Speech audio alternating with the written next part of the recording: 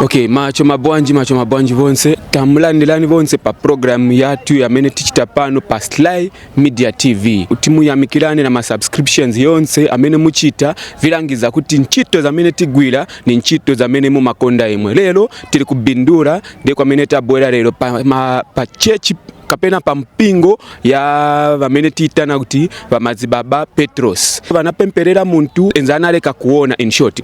So uyu muntu vinashitika so anali kusevenza nchito kunashitika blast amene inashitika kuja. So pamene panaporika vintu vija vinashitika inabwera pezeka kuti menso yake uja mnyamata inabwera yareka kuona anangala mpofu in short. So pamene anangala mpofu for 3 good months.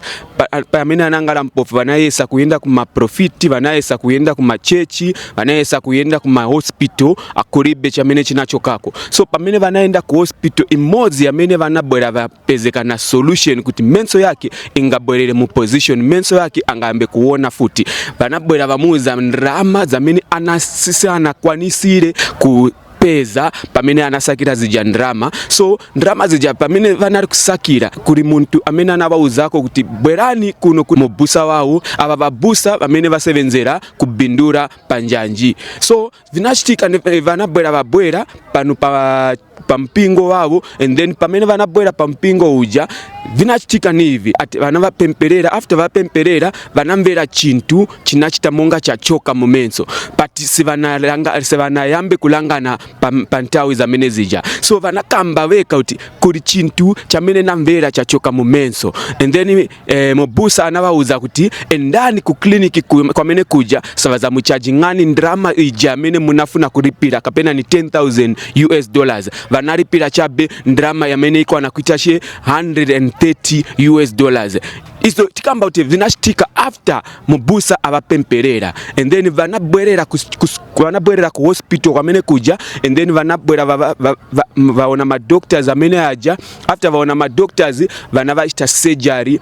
Out of $10,000 vanavaripirisa chabe 130, and then munyamata uja anabwerera menso yake inabwerera kuona futi. So pavonse vamene nalondolora, pavonse vamene nakamba hivi TNT embekeze timvere vamene vanapezeka na problem hii pamene vakamba na mkoma Sly. Thank you. Kana wine muroi wako kana ingawe hama makawemese panapa tinoshedza zvinhu zvake zvofamba panyama yake makamtarisa masikati machena atite zvomurima enda atombosvika padhuze naye. Panapa basa redu nderekufumura vakaipa kuti vasiye tsika dzavari kuita. Zvanga zvakaoma ndirokona kunetseka pakutsanangura because nyaya yebofu babaka inyaya yakaoma, tisi kutaura nyaya diki, tutaura nyaya hombe. Ndiri kubasa kumaziso imsoti pakaitika blast ndobva apinda matombo mukati. Mudzinza mune zvakasiyana siyana zvinoita kurombwa unenge urimo, saka jaira pagoro vanenge vachiti vanoda ropa. Hatisati toenda kumusha kwacho kunogadzirisa zvipi izvo zvatikangokwanisa kuita kurapa murwere ari kurwara nechirwere cheubofu achibva aona.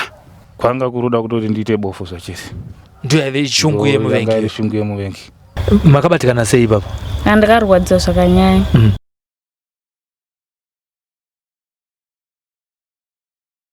Ndichiri mwana mudiki chaizvo ndakazvitarisa. Amuna kufunga utize. Mwari kanifungire chibongo yakadai. Shingirira kundemuda. Aditika. All right. We are Llama Global Solutions, your trusted partner for seamless business compliance. Specializing in company registration, Llama Global Solutions makes your business legit and ready to operate seamlessly. We also handle tax clearance, ensuring your business stays compliant and worry-free.